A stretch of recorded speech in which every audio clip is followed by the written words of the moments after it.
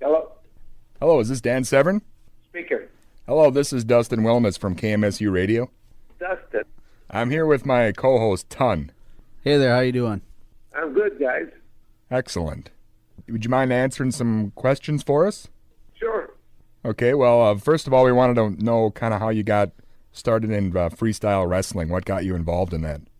Well, freestyle wrestling. I started freestyle wrestling when I was, probably a freshman in high school when I first started that. But it was, I guess, just another alternative there to doing folk style, because that, at that time period in the United States, during their summer month competition, really there were no folk style opportunities. Here in the United States, in our junior highs, our high schools, our college, our collegiate levels, everything is referred to as folk style. And as I said, that during the spring-summer months, the only two styles of wrestling would have been freestyle and or Greco-Roman. So that's how I ended up getting involved with actually both of those, and just to continue to improve my skills and learning takedowns and putting people on their back and pinning them. Well, then, what were the events that led you to competing in the UFC? Oh, wow. It's a series of events, but the reality is economic recession as of 92, a new rule that came down for the United States Olympic Committee allowing athletes to be both amateur and professional simultaneously, having to keep a roof over my family's head and put food on the table. There's a lot of detail that actually really goes into how it led me to be there, and it's some of the same fuel that still fuels me even to this day, even though that day has been many years behind me, and I'm in a whole different type of classification for finances and stuff like that. But at the time, it was a pretty crappy situation, and I never balled my hand up towards my fellow man ever. But when it came down to having to put food on the table, I guess the cliche officially is supposed to be, necessity is the mother of invention. Well, in my terms, necessity was the father of invention, because I'm the guy that had to go out and create something that I had never created before.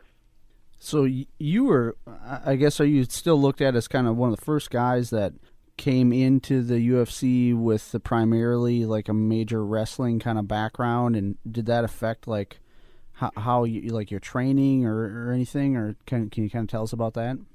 Well, it was in a lot of ways my training camp was comedic as best. I was actually just like a last minute fill-in in UFC number 4. By the time they contacted me, I've lived a pretty busy life most of my life. I had some commitments. I fulfilled my commitments, and I only trained for 5 days, an hour and a half a day, over in Lima, Ohio, in a professional wrestling ring. It was the closest thing I could come to being inside of a cage.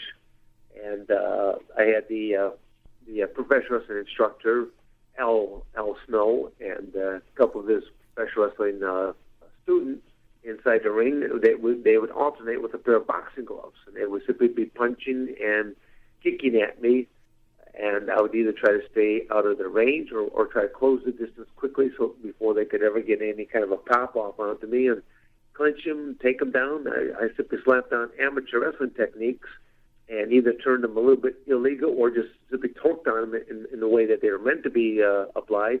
They would scream or squawk, and that was my training camp. I never trained a single strike. I never trained a single, I guess, legitimate submission. Mine were all just primitive, illegal versions of amateur wrestling. Really is what I did. So even when I walked into UFC number 4, I didn't strike my first 2 opponents. It really wasn't until my 3rd match, several minutes into the match with Hoist Gracie, that I'm realizing that what crude submissions I did know were not being effective. And then it crossed my mind that I think I'm going to have to hit this guy. But I was, it sounds funny, but I was going against 26 years of rules and regulations, sportsmanlike conduct. Yeah. I tell people that I was actually struggling more with my conscience than I ever was with an opponent.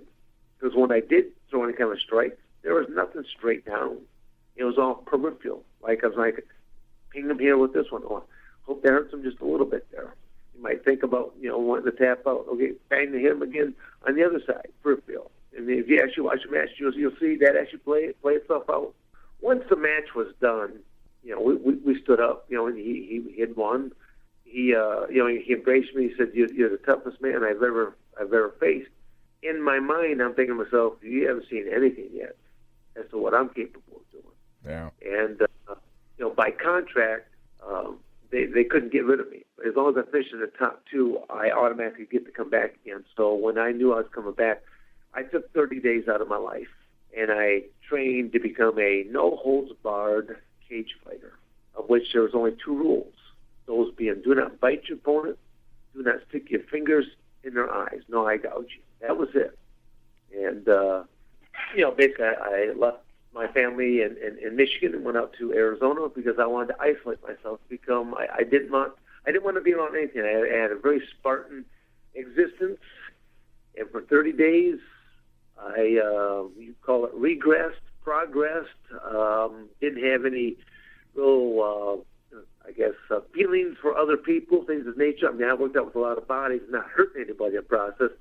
I put a lot of time in, and that's where Jim Brown, the legendary football player, Jim Brown, he was one of the play-by-play commentators for the UFC for about the first, for like 3 or 4. He was one of the play-by-play guys. And he's the guy that actually gave me the ring name The Beast because I wear glasses for distance. And he says you're kind of like a Clark Kent / Superman, the way you go from meek, mild manner to this dum dum dum. And he even asked me, he says, how do you do that? And I'm thinking, Jim Brown is asking me a question like this. I'm thinking he was not one of the most, probably the most incredible running back in the game of football. Yeah. He didn't run around people; he ran over people. Very punishing running back. And he gave me the ring name The Beast. In just some of his closing comments he made from one UFC dancer who came in, he was very technical, he was very clinical, he was just a wrestler. But he's striking, he's doing this, he's so aggressive, he's an animal, he's a beast. Awesome. Reality, though, guys, is anyone that knows me growing up, they always say that I'm just like a teddy bear, but Dan the teddy bear Severn doesn't sell tickets, but Dan the Beast Severn does. So how did you end up kind of having a feud with Ken Shamrock? Is that right? How did that kind of end up happening?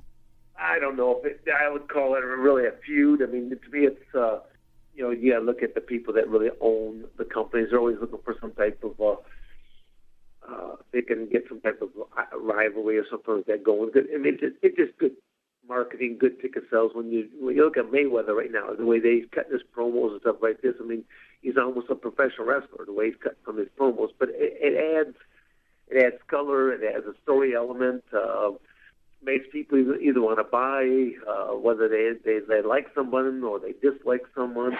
I always say that I never knew. To me, it's like, they made it this rivalry, and that's still probably the number one email that I receive. That is, do you really hate Ken Shamrock? Well, because I've answered the question so many times, now I'm becoming more comical with it. I'll be like, no, but I could probably learn to, and this kind of stuff. But to me, I can't really render an opinion on him one way or the other because I don't know the guy. Whatever time I've ever shared with him was inside the cage, and you weren't exactly getting to know each other just to say, "Hey, Ken, how's the wife and kids?" Punching them, or there's no small talk really taking place there. I know it's kind of comical, but I think a little bit differently. I think than most fighters, because realistically, I don't call myself a fighter. Never did in the first place. I'm a competitor.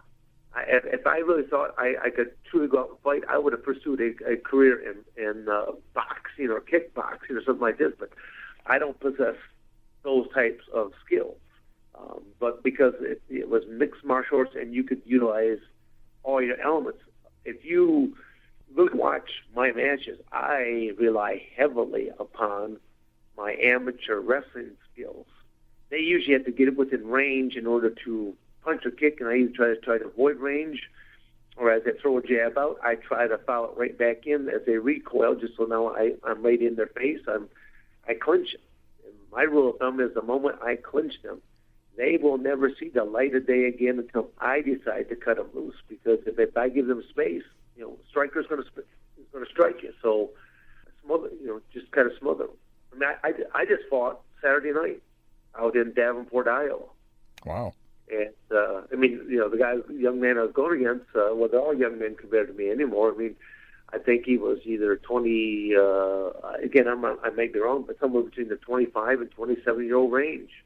Big old monster. And even at the weigh-ins, when I'm standing there, we're doing the little face-off, I'm thinking, well, YouTube just doesn't do any justice for really how big people really are. Because, it's kind of embarrassing because here he is, at that young age, he's peeling his shirt right on down, showing off all the big old muscles, stuff like this. I'm thinking, maybe I should keep my shirt on so I don't impress. I don't want to impress too many people with my singular ab here, Well, when it comes to not just the UFC, but just mixed martial arts in general today, it seems to be huge. Are you surprised at all at how popular it's become over the years? No, not at all. When I first became aware of the UFC, I mean, I was living in Coldwater, Michigan. I still reside there today, but I had just moved down there in late fall of '91, just prior to the '92 hitting. And a buddy of mine actually watched the first couple UFCs. He actually recorded them on a VHS tape and actually showed them to me. He said, "You ought to think about doing this." And I'm seeing people get soccer kicked to the face, stomped on the head. I'm thinking, these are not exactly skills that I possess. And he's like, yeah, but look at this, guy doing jiu-jitsu. Of course, he was referred to Hoist Gracie, and I never really had been exposed to jiu-jitsu before. And I said, well, it kind of looks like wrestling to me. And I figured, well, if they're close enough to throw strikes, I either stay out of range or I close the distance before they get any real mustard onto it. And that was my basic game plan. And honestly, it's still my basic game plan, even to this day, is to avoid being struck and try to, get the clinches, get the takedowns, jam them up against that cage wall, and literally don't allow them any space to work their magic while I can continue to work my magic. This is my final year. I mean, the reality is I'll be 54 here, and probably, there's only, point blank, there's only 4 people in the world that have over 100 MMA matches, and I'm one of those cast of characters. Ironic part is I've actually faced the other 3, defeated the other 3, and closest one to my age is 15 years my junior. So it kind of puts me in a whole different category all by myself as far as I'm concerned. I put out press releases as of December 2011 to almost all the promotions and or promoters that I knew, just letting them know that at the conclusion of 2012 that that I will be done competing in mixed martial arts, and if they were ever thinking about using me, it better take place this year, because otherwise, que sera. When I say I'm done, I'll be done, and I'll be moving on to other things. Some of the I guess the irony to it, is Father Time has been kind of whispering in my ear the last couple of years that you should be thinking to get out of this, because I just know that I know myself that my skills have been diminishing over the years. That's a hard reality for any professional athlete to admit to, but the reality is if you hang around too long and something like as in the pugilistic arts right here, your demise or the end of your career could be rather pathetic of getting hurt and damaged and or ruining your reputation. Right. So I would rather leave on my terms as opposed to letting some young buck wreck me into retirement and having health issues over and above that. Yeah, definitely. It seems like, especially in boxing, that seems to happen quite a bit. Guys don't know when maybe it's time to call it a day. Or well, boxing, you're taking a lot more punishment to begin with. Right. You look at the multiple rounds that these athletes go, and you look at they're striking primarily the head and or body region. Now your body can absorb a shot because you much better than what your head can, just because of the large mass area. But anytime you get hit in the head, that piece of jello in there that's referred to as a brain, it gets sloshed around, and it can only stand so many sloshing around before you start losing IQ points. And there's a number of these athletes that can't really afford to lose too many IQ points before they walk out there, as opposed to what happened in the last 10 rounds as to how much more they have lost, and whether or not they show the damage rate then and there, or as the years go by, you'll see the wiring is not quite all connected the way it should be. Yeah. I'm seeing this already in mixed martial arts, and as we speak here today, I guarantee you there are studies that are probably being conducted right now that says after 5 years being involved in mixed martial arts, these are some of the telltale signs you should be seeing. After 10 years, here's some additional telltale signs you should be seeing. I have young bucks tell me all the time, they're in my own little school, stuff like this. They're like, Dan, I like to stand there and trade. And I'm thinking, really? Well, standing there trading means you're going to give some and you're going to receive some. I believe in guerrilla warfare. Get in, get out, don't get hit. And it's called piecework. I'm not being paid by the hour out there. It's piecework. Yeah. The match lasts 10 seconds. Well, that's something that I'm very proud of. Mike Chapman wrote. Mike Chapman, I believe he still lives in Iowa. Probably one of the best authors of a number of books. Probably, I don't know, maybe in excess of 20 or 30 books that he's written on the sport of amateur wrestling. He did a piece probably, I don't know, maybe 8 months ago, a year ago, something like that, and it talked about my career and the longevity to it, and how there will never, he said, there never was, never will ever be anyone else that will show the longevity between what I did as an amateur wrestler, what I did in the professional wrestling ranks, what I did as a cage fighter. To start a cage fighting career just prior to turning 37 years of age. You look at the age of all these guys right now, they would have retired before then. But that's when opportunity presented itself. But then, as I stated earlier, it's not like that's what I was looking to ever do in the first place. It was just due to a few unforeseen, unfortunate type of things take place of not having a job, right, and having to provide for my family, things of that nature. So I always tell people it's not like that's something I pursued to do, but you'd be surprised what motivating factors will do for you. I mean, I remember when I walked out into my very first tough man contest, because that would have been my very first true pugilistic type of thing, and that getting involved with. I'm not sure if you gentlemen know what the tough man contest. Typically, there's 3 1-minute rounds, and they're wearing something like either, I think, 16 or 18-ounce gloves, something like that. And they're usually not the most skilled of individuals, but it's kind of like barroom brawling type of theatrics that take place. But here I am walking out to the ring, and I'm wearing an amateur wrestling singlet, because there's I didn't have boxing trunks and stuff like this, and my being younger, my hair's a whole lot darker, my mustache bigger and bolder. I actually look like something from the probably circa early 1800s. I didn't even know how to hold my hands, so I look like someone else that's abided by the Queensberry rule of etiquette boxing. When I see that one, I think there's a beer commercial that is out right now that shows this old vintage. 2 guys are doing this bare knuckle boxing, and I've had more people email me saying that you should have been in that commercial. But I'll say that my first contest, 2 days, 7 men later, I walked out with $1,000. I don't know. Based on piecework, that's not very good pay. If you divide that over 7 people.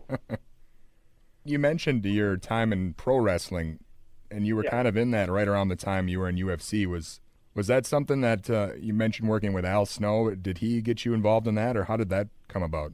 Well, I mean, Al didn't really get me involved. A gentleman by the name of Denny Cass is his ring name.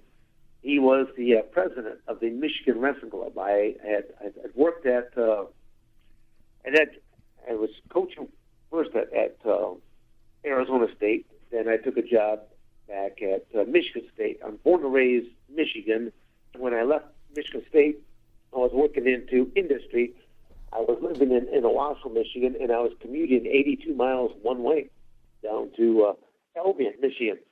And I was there for almost a year, and the guy that hired me went on to bigger and better things down in Coldwater. And he's like, Dan, I want you to be in charge of my quality control department, doing more manufacturing type of stuff. He's offering me more money, profit sharing, all the bells, buzzers, and whistles. And I asked him, I said, well, how much time do I have? He goes, 2 weeks. In 2 weeks' time, there, guys, I sold a home, I bought a home, I went to work.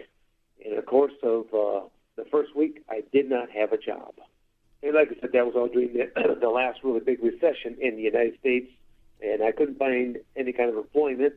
I couldn't even find the guy that hired me. He came up missing in action, and when I contacted the actual corporation, they said that he had overstepped his boundaries, did not have the authority. I was kind of like, basically, I ended up was royally screwed over. I ended up talking to an attorney friend of mine, and I said, well, what kind of recourse do I have? And it basically, he said, because the corporation had an at-will clause, he said, you've got no recourse.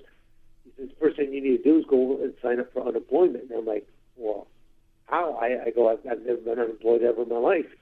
So by day, I'm looking for a job, and that's all that. As of the '92 Olympics, a new ruling came down from the United States Olympic Committee that allowed athletes to be amateur and professional simultaneously, unless you're involved in high school athletics or collegiate athletics. You'd still be governed by your high school athletic association rules or the NCAA rules. Well, I was well past my collegiate eligibility, so I could have my cake and eat it too.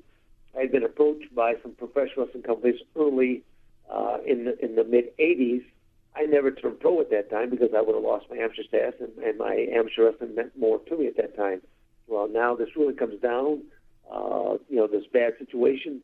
I bought a bigger home. I took on more debt loan, and I got to provide for my family. And I started pursuing professional wrestling training by night. So I'm looking for a job by day, doing my professional wrestling training at night. And as I said, Dennis Cass was actually the gentleman that introduced me to Al Snow. And it was kind of funny because he painted the seediest, dirtiest picture depicting professional wrestling. And he would ask me to mull it over for a little bit. He goes, if you still have interest, I'll take you there. But he says, but he painted a very, very dark picture for it. And I know why he did, and I appreciate the fact that he did do it, because that is that's a pretty seedy world, very seedy world. And that's like I said, during the time that all hit, I was trying to pursue professional wrestling. A flyer came along about a tough man contest, and I jumped into tough man contest. I only had a couple professional wrestling matches underneath my belt. I was using my real name, was using my real amateur wrestling credentials. I had to be a professional wrestler from Nashville, Tennessee. And he says, well, is that stuff legit? And I says, yes, it was. And he says, well, you ought to be in Japan doing this thing called shoot fighting and shoot wrestling. I'd never heard of it before. Gave him a business card, gave him my athletic resume. And 3 days later, I get a phone call for a tryout. 10 days later, I'm in Nashville for a tryout. There's like about 6 total guys that are down there. And I'm told that, I just go in there, demonstrate my skills, go to lunch, come back, and they said basically there'll be one contract that will be coming out of this gym. And so with that said, I dismantled the other 5, and I ended up walking away with the contract. So from 3 days to 10 days to 30 days later, I'm in Tokyo, Japan, in front of 12,000 people. Didn't have a clue as to what I was doing, but my Asian opponent kicked me half a dozen times really, really hard. My cheese slipped off its cracker. I grabbed him, flinging him all over the place, dismantling him much to the crowd's delight, and there was my career born at that point in time. Wow. Awesome. Trust me, mine's a storybook / movie in the making, because I would have ended my amateur wrestling and my athletic career as of the 1984 Olympics, had everything gone the way that they should have gone. But they didn't, and I continued on. I was the 84 Olympic alternate, and I should not have been. Well, I guess things worked out all right, though, in the end, right? Well, yeah, I could say it's, it's still that driving force that continues to drive me even to this day. Well, you're working on a lot of stuff nowadays, too. You have a law enforcement training program that you were mentioning? Oh, yeah. I so many different areas that I'm about. But to me, they all tend to play off of each other. I've been working with law enforcement, I think, since about 1994, first developing a ground defensive tactics program. And I've traveled to quite a few different states, quite a few different departments within various states. I changed it around a little bit more, so now it applies to corrections. And I've worked with our military, border patrol, air marshals, and probably maybe 60 or 90 days back, I was out in Arizona. I was actually working on cell extractions. Whether it be 2-man teams all the way up to 5-man teams entering the cell, and how to use body mechanics, stuff like this. And I never. The irony to a lot of this is, I'm not military. I'm not law enforcement. My real gift is physical mechanics. I can actually watch techniques taking place, and if there's a better widget to be made, I'm the guy that'll make it. That is really what my skill is. Sometimes I wish I could sing or dance. I would be doing something else, but it's like physical mechanics is my forte. Awesome. Well, before we let you go, do you have any final thoughts you want to share with us, or? Well, I guess if this is intriguing some of your listeners there to learn a little bit more about the man they call the Beast, they can simply just go to my website at dansevern.com, and they can either see what I've done in the past and what I currently do and what I'm working on towards the future. I do a lot of different things in terms of being I left Arizona State with a teaching degree. And so I've been teaching amateur wrestling since 1972. I've been running my own camps, clinics. I do a speaking circuit on top of all of this, with talking about the importance of education. There's a lot of things that they're touching on bullying anymore, and I do things with juvenile centers and things of that nature about doing the right things, being involved in gangs, things of that nature. So I do a lot of different unique things that I look at that are good coming out of actual fighting, because the reality is, when you think of fighting, what good really comes out of fighting? To me, there isn't any good that comes out of fighting. That's one of the biggest problems we have, not only in the United States, but just actually in the world. If people just learn to work together, stuff like this, it'd be a whole different ballgame. Amen. Awesome. Well, thanks so much for letting us talk with you today.